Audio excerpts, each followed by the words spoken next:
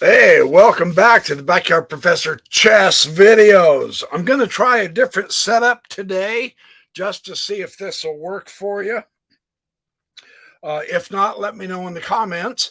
I'll be happy to go back to my other chessboard. I've got a beautiful, lovely wood chessboard here that I want to share a Bobby Fischer game with you. I'm going through all the Bobby Fischer games. Yes, that's correct. I have not forgot our beloved Bobby Fischer.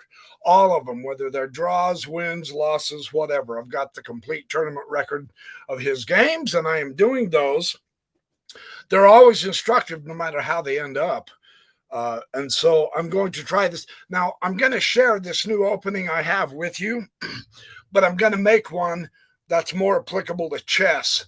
That way you know there's a chess opening. And I know some of you don't like the openings and you skip them and all that, blah, blah, blah. It doesn't matter. We artists love to be creative, and if you can't stand our creativity, then that's your loss, not ours. So let's get this show on the road, shall we? Woohoo!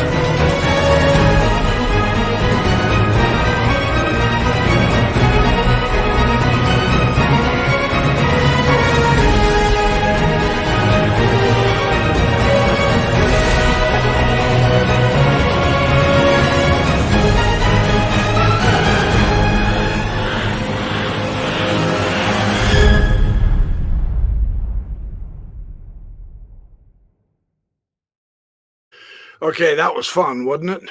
That was fun to create. Let me show you this wood chessboard.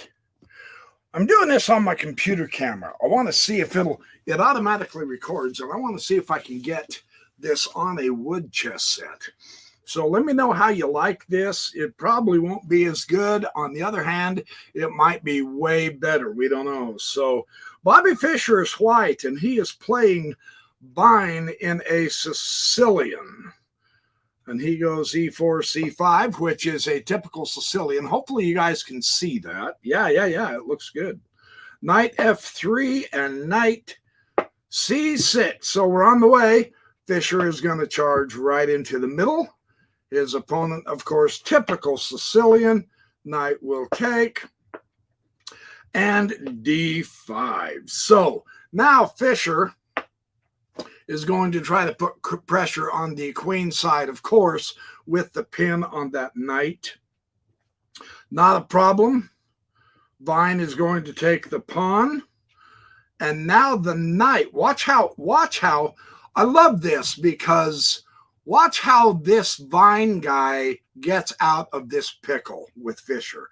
This was so well done. I was excited to show you this game for that reason. Fischer's coming charging in. Now, of course, they're going to exchange the queens. That makes sense. Get the queens off the board in this kind of a situation quick before you find yourself down a piece, because you know Fischer is aiming to try to get that fork on the king and the rook, right? You can see that very easy. So the queens are exchanged. Fischer can no longer castle. And now look at this. What a great move. Now he's threatening both the knight and the bishop. Fischer's going to lose a piece here, yes? Oh, hold on. Not yet. You just simply move back one. You still have the pressure. If he takes the knight, he still retakes with the bishop and has that fork. So this is good. This is good. What do you do in that case? Take the pin off, of course. That's a beautiful, beautiful move. Yes, you have half your board undeveloped here. That is true. However, this pin is what you're desperately trying to avoid. Just get rid of that pin. That is a beautiful move. Bishop d7. Fischer is going to bring more to the table. You always bring more to the table. Now, this pin issue did not go away yet. So get rid of it now. I love how he did this. Now you got rid of the pin. Now Fischer can't take the bishop, and the bishop can get rid of this meddlesome bishop in an exchange, which he will gladly do if he can. I love how he did this. So Fischer does go bishop takes c check, and now the issue is resolved. The queen side is really open right here in black. That's true. He's got a lone pawn here that's worthless. He's undeveloped. Technically, Fischer is ahead somewhat, not much. So, but that was a fantastic, interesting way to get out of that. Now, of course, he will exchange e6. This is too passive, meaning he really, at this point, for Pete's sake, bring out your pieces. You don't need to. Now, he is developing so he can bring out his bishop. That's true. True, he did open up the diagonal, but it's still pretty passive. Here comes Fischer putting his king into action. It's already that time of the game. Don't forget your kings. His opponent is going to grab the open file, of course, fundamentally so. The bishop's going to develop. He's connecting both his rooks. He's got his bishop out. They're the same color bishop, so this will be an interesting endgame. Yes. Now he's going to bring his knight, knight f6. The knight is going to go ahead and exchange. Fischer appears to be slightly better developed here. He's got his rooks connected, whereas Bine does not. So let's exchange and go check. He breaks up the kingside pawn in this manner, and now rook h to d1. There we go. Challenge the open file. He's got his rooks connected. His opponent doesn't. His opponent has doubled pawns. That's really, at this point, is not going to be much of a concern. So this is really interesting how this works. Yes, get your piece out. Get your piece out. And now c4. He's got the pawn majority on the queen side. Begin pressing it. This makes beautiful sense. Push the center pawns. Black is pushing the center pawns, absolutely. Fischer is going to put the squash on that. h5, he's going to bring it out. He's going to come to h3 to defend. H takes g. Now this is interesting. H takes g, and then rook to h4. So he found a way to, no, he didn't connect his rooks, but his rook is not sitting back there useless. He has brought his rook into the game. This is valuable looking chess right here. This is good. Look at this. Because Bobby has got his king involved, he has 3 pieces in the game. His opponent has, now, he has his 3 pieces. This is true, but he still looks more defensive than offensive, I would suggest. So the bishop does bring up to d6. Fischer is going to continue on his queen side, going that away. However, you know, on the other hand, what would have been wrong with this? Right? Rook to h1. Get the exchange over with. Truly, go ahead and swap out the exchange. That would have been the better way, I think. Swap out the exchange that way, and then you've got the open file. Because your pawns are superior. In the end game, Fischer would win this game.